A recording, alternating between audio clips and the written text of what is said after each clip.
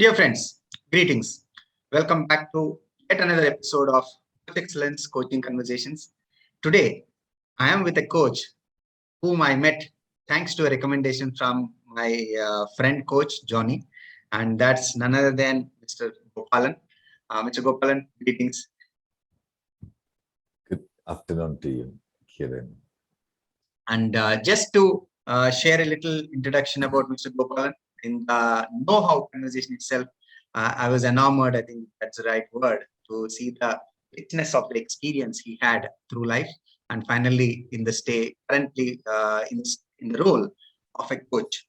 A little more about what I got to know about Mr. Gopalan. He is known fondly among his friends and community. He was born and grew up in multiracial Singapore. His curiosity and love to be with people and their relationship with life journey captivated him from an early age. And his love for travel across the globe brought him to the aviation industry.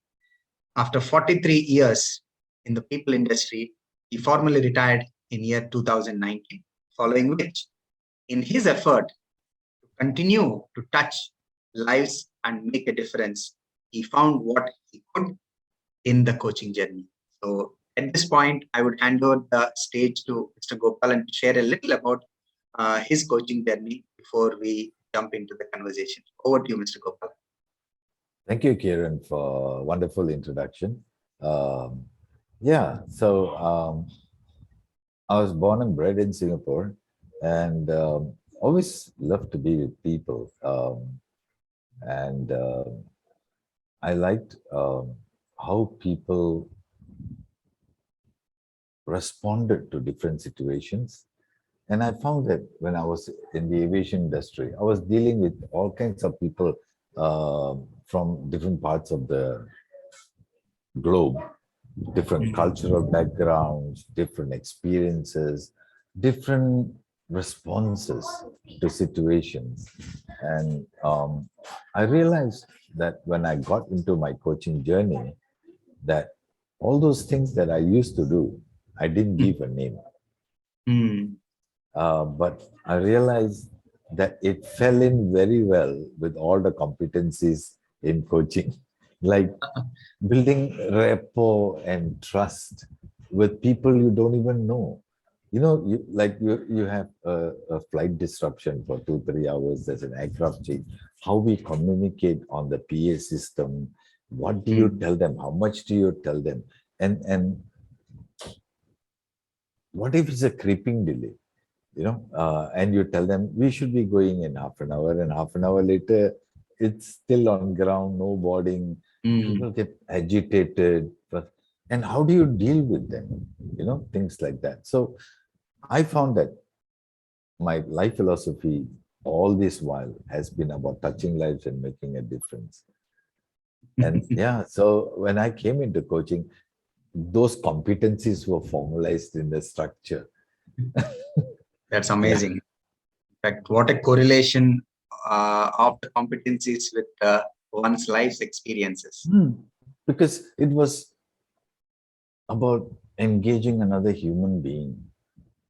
It was all about engaging human. You don't have to be a person in power. You don't have to be a person with subject matter expert. You just need to speak and engage with people as just like you're having a conversation with anybody. So what that taught me was about being authentic and genuine about what you want to share with people. So if you don't tell them the truth or you're not transparent, how do you expect them to trust you?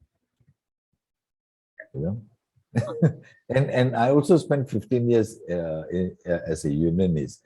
And as a unionist with the executive union, I was dealing with, I had to listen to a lot of grievances among senior executives who feel that they were not treated well, their appraisals were unfairly done, all those things, promotion, expectations, all those things started coming. And I needed to give them the space, a safe space, a non-judgmental space you know, and all that started falling in place when I started my coaching journey. And I said, oh, so this is what I was doing.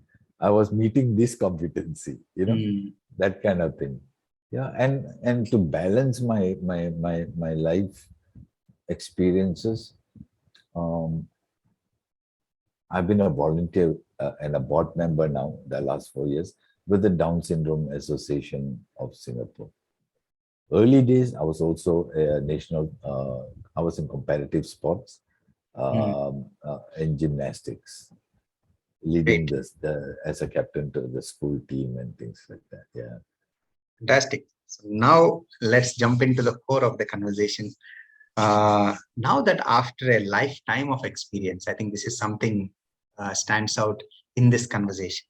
And becoming an ICF PCC coach and having noticed so much of correlation among the life's experiences and the competencies and having become a PCC.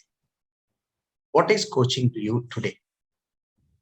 For me, I realized coaching is having a meaningful conversation with another human being in a safe, non-judgmental space, just to be a mirror and a blank canvas as a connected observer, without having to influence the conversation, without having to bring in your own values and beliefs into the conversation, but just to be with that person. Mm, Like it was even during my corporate, uh, the 43 years in corporate, in airport operation, mm, dealing with multiple cultural background, generational, multi-generational, and multiple teams, because they were all working and doing different things to get the aircraft out on time, mm. Fantastic. right? Definitely, from what you shared, I think for the benefit of audience and what stood out for me and heard often and find it valid any number of times I hear is the sentence you mentioned: meaningful conversation with another human in a safe space, non-judgmental, while the coach is just a mirror. This definitely stands out for me as a powerful line and deep. So, having heard that, let's move on to the next one. A very common question, but often have its own rainbow shades of responses is who can benefit from having a coaching company? Good question, Kiran. See, for me, who benefits from having a conversation? Hmm. You know, uh, Hmm. and all of us have our journey is as unique as our fingerprint, just like Hmm. we are as unique as our fingerprint. It is not just the fingerprint that is unique, because the family that you grow up in, the experiences will never be the same as growing up in another family, whether it's the inner core family or the extended family, the classmates you had in school. You could have gone to the same school even, but your experience is different. The Hmm. teachers treat you differently. They don't treat every student the same way. Not everybody goes into the same sport. Hmm. Not everybody is an extrovert or an introvert. Some are in between. So the experiences are so unique. And that's why I felt that as a coach, I didn't want to label myself Hmm. as a executive coach or a performance coach. And I just call myself, as you can see below my I signature noticed there, that I'm just a resonates with coach. me. It's just a coach, because I feel that coaching is for everyone. So whoever wants to have a conversation with me, because I'm not getting um engrossed with the content. It's the context. Why is he telling me all this? Why Hmm. is he telling you? He says this, he says that. But why is he saying that? So for me, life is a relationship we have with every aspect of our journey. Thus, it stands to reason that every single human being stand to benefit both directly from being coached and the ripple effect they will have from the evoked awareness they had been coached with other people they engaged, because they have changed and they have evolved, and others will realize, "Ooh, he has changed. He is now dealing with us differently. He's treating us differently." And that awareness in every human being who comes into your life, because now you have been awakened to new realizations that you would likely engage in your own circles from a different perspective. Got it. Actually, two things that I would rather leave the audience to enjoy this part by replaying rather than trying to summarize. But two things that stood out was what resonates with me, the term that you have on the screen as well, just a coach. And you picked a very nice pair of words there to get the message right. I will not use the word because the word then will be missed. It's the context versus the content. So Yes. the content probably is immaterial. Context is what matters to that coachee at that time. And the coach still will remain in that context. He does not bring any subject matter experience. So then you become a connected observer. Yeah. And not get sucked in and going down the rabbit hole, Like the word connected observer who's curious as well. Fantastic. So with that, let's move on to the next one. Look around and we have a myth around everything that we can see. Coaching is no exception. There are plenty of myths around coaching. What would be that one myth about coaching that you would like to burst today for the benefit of our audience?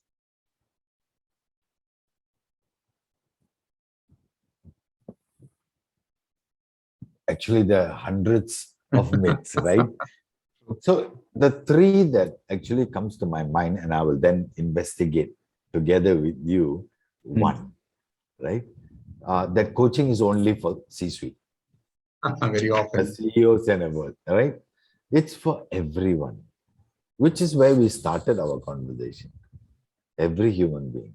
And it's about conversational mastery in conversation. And they don't teach you how to communicate in school. They only teach you the subjects, maths, science, whatever. The other myth is that coaching is for people who have mental issues and who require help to fit into the community. And the third one was that comes to my mind is that the coach will solve all your problems and provide you all the answers. Then he is not coaching; he is only a consultant, right? A coach doesn't solve your problems or answer all your questions. He just gives you the platform for you to, for the coach to facilitate evoking an awareness, new realizations. So I think if you talk about one myth about coaching, I would say coaching is not about solving your problems. Coaching is about trying to create new realizations about yourself. Coaching is all about the who in the person. In fact, two things about the two myths, what you mentioned, only for the C-suite. I think organizations already started realizing the power of having the base level, the entry level associate coached, because a lot of new ideas and the work gets done, or ideas crop up from the work done by the end level associate. So imagine the power of the thousands at the base of the pyramid that can add up to the benefit of the organization rather than just focusing on what's on top. Two things come to my mind because when you spoke about this, why do you think the knights in Britain was a round table and not a rectangle table? It was the knights of the round table. Everybody knows who is the, a leader doesn't have to say, I am the leader. By your own behavior, by your own engagement with your team, everybody will know who you are. You don't have to prove.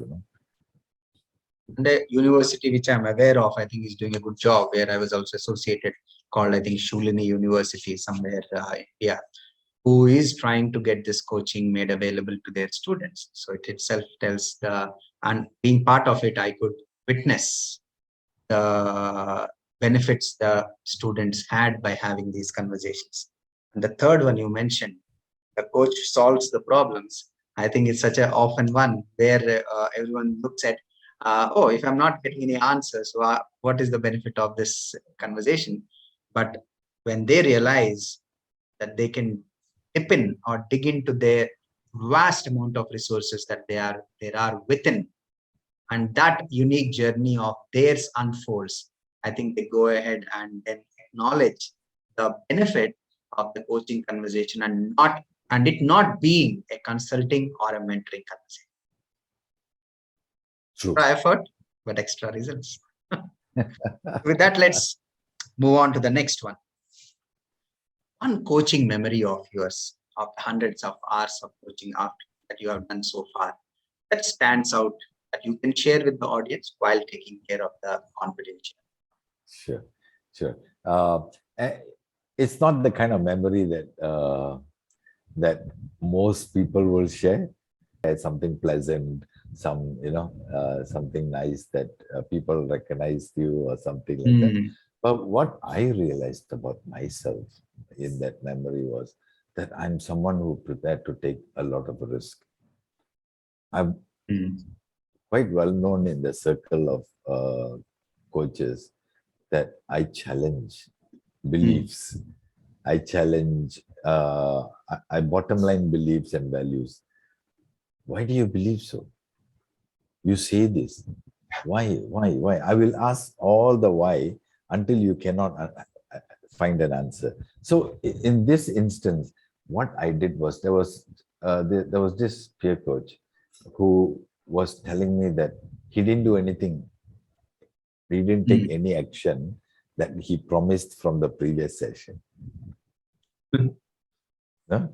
So I asked him a series of rapid fire questions because I started on a slow pace by asking him what was the challenge, what got in the way and all that. And then I gave him a series of 5 questions, which was why. Every answer he gave me, I asked him, but why? Until I reached a point where I left him speechless. But that created a new awakening, evoking an awareness about what are you realizing about yourself. That was a big breakthrough for him.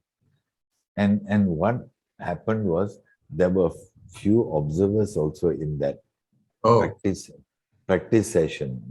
It was on a coaching platform. They were also speechless. That somebody could do that and challenge somebody to a point where they become speechless. But you cannot go into a coaching session to try and be a nice coach, a good coach, and that kind of thing. I said, are we serious about this session as a coach? Are we serious to be a coach? Do you really want to touch lives? Then you must have the courage. You must have the courage as a coach to challenge your client, to better understand what is really stopping him, what is his real challenge.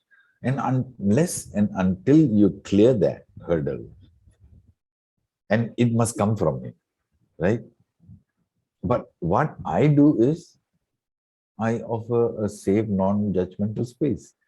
I'm not now thinking that, oh, now I will look at you differently. No, I don't do that. I just want to, because coaching is an experiential journey. for the client, right? This correlates so well with the tool I use from the Six Sigma background I come called 5I, where you end up with the root cause. And in coaching conversation, this aspect of challenging beliefs I think plays such a vital role, where applicable, when applicable. And I think Kochi goes on to gulp the bitter pill that probably they kept it in the highest shelf, and by choice, because the space was created, the environment is right. They walked in, they walked that route, and they choose that this is time to pick the pill, gulp it, and reflect upon it. So it's fantastic to Yeah. get to see how the importance of challenging one's beliefs in a coaching conversations whenever it is. And this happens, and this can happen when you are chunking up and down and left and right, so that you bottom line the whole conversation. And it's so beautiful. It happens so spontaneously. It just happens in the moment. And then the coach, he gets through this. Often they call it the space of silence, which means different things to different people. Some break down, some go through pain, some go through awakening or realization or the eureka moment sometimes Yes. of excitement and so on. So fantastic. So with that, let's move on to the next one. As we have trying to explore so many parts of a coaching session, it comes to my mind about an aspect which I thought of recently. How is coaching different to different coaches when the subject they choose happens to be the same? I think I mentioned it briefly a while ago. We can both be on the same flight. I'll use my aviation a metaphor that goes back to that, right? An analogy. Yeah? We can both be on the same flight, on the same aircraft, going to the same destination. But when we disembark from the aircraft, both our experiences will be unique to us. So they can be in the same football game and they can be supporting the same team, but the experience will be different. Because like I mentioned earlier, it's unique to you. And just like as a coach, we use the same markers, competencies, but what are you bringing into the conversation? Is you as the coach. And I cannot be you, you cannot be me. Because the experiences that I went through to reach this point is totally different from the experiences that you have arrived at. In short, the line unique to you, unique to each one, I think summarizes how each coaching conversation is different from the other. Okay, so now that we are having quite an deep conversation on coaching and the benefits that can come along with having a coaching conversation, I find it apt to inquire about something that has been on my mind of late, which is how can one apply the essence of wisdom in a coaching conversation? Good question. Because I think for me at least, the essence of wisdom which we can apply in a coaching conversation is about understanding that is all about the client. Mm. The space is all about the client, not about the coach, right? Mm. So true. Yeah. So then that way you're not worried about your performance and all that. So moments of silence and pause, Mm. easy to say, but requires a lot of effort. And it's rooted in the simplicity of holding the space for the other person. And that is rooted in a basic understanding of wisdom. That this conversation is about the other person, the empathy that you offer, the compassion that you offer in the conversation, acknowledging the client without um, judgment or biases.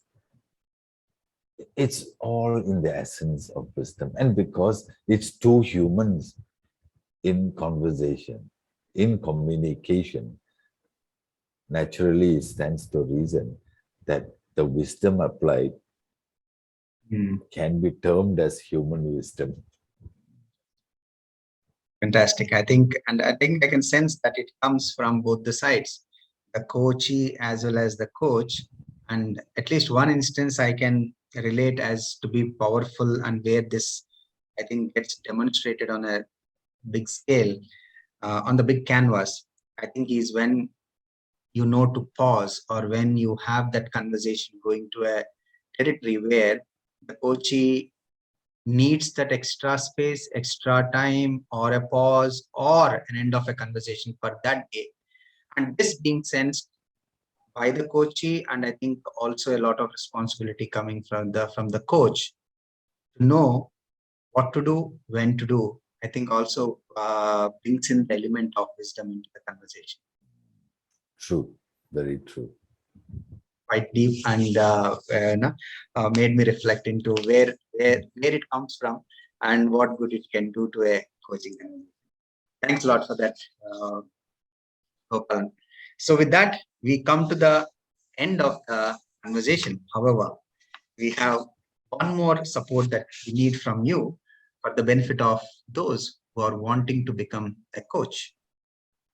One suggestion or advice for the wannabe coaches who would like to consider coaching as a full-time, or something that they would like to do along with what they are doing in their day-to-day life. What would that be? As a coach, I don't give advice.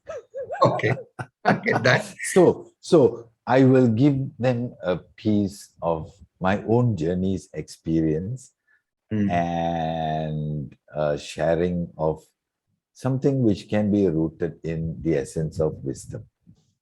If you genuinely feel like you want to make a difference to somebody's life, that people matter, and you want to be the catalyst,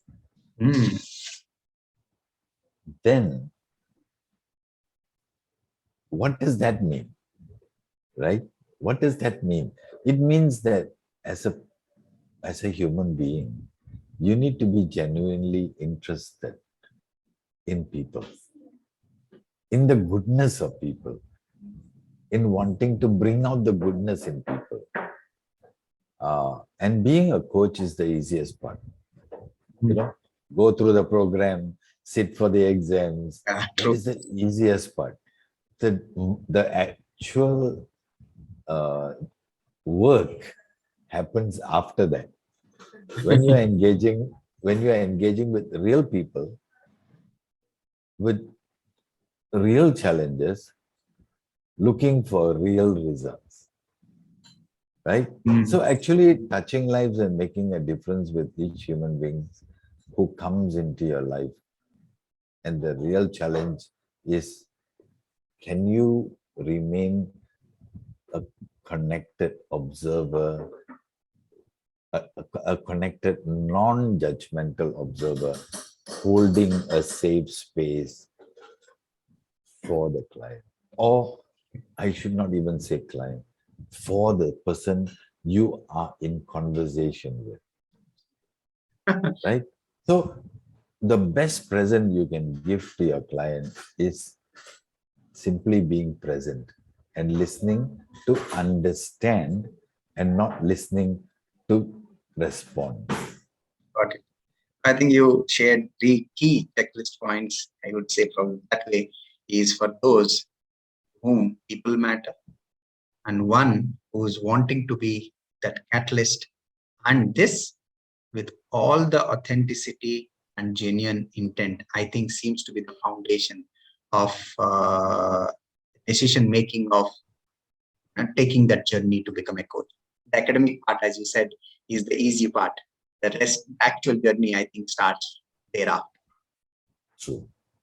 Fantastic. Thanks a lot. I'm sure that's insightful and guiding the coaches, the coaches who are on those who are interested in considering coaching as a career. So with that, we come to the end of the conversation. And one more thing is for those who are interested in getting in touch with you, Gopalan, what would be the easiest way? Well, I have my email address in my background, which is contact@nair.coach. Fantastic. That as easy it can be. be. Very simple. And there's a website too. Fantastic. So I think that would make it easy for those who are inclined and interested to get in touch with you for a conversation. Great. So with that, we come to the end of this conversation. And now over to the audience. We hope the conversation supported you with some takeaways. And please feel free to share the link with as many friends and those whom you feel would benefit from this conversation. And if you have any questions, please drop in a line in the comment section. I myself or Mr. Gopalan would reply to them. That's a promise. And do hit the like button below. That's how we get to know that you have enjoyed this conversation. And not to forget the subscribe button so you don't miss the future episodes as soon as they become live. And till we meet again, be happy, keep smiling, and please stay safe. And once again, a big thank you to Mr. Gopalan for making time for today's conversation and taking us through this deep and insightful conversation on the subject of coaching. Thank you very much, Mr. Gopalan. Thank you, Kiran, for having me on this platform. I enjoyed it very much. God bless all. Namaskar.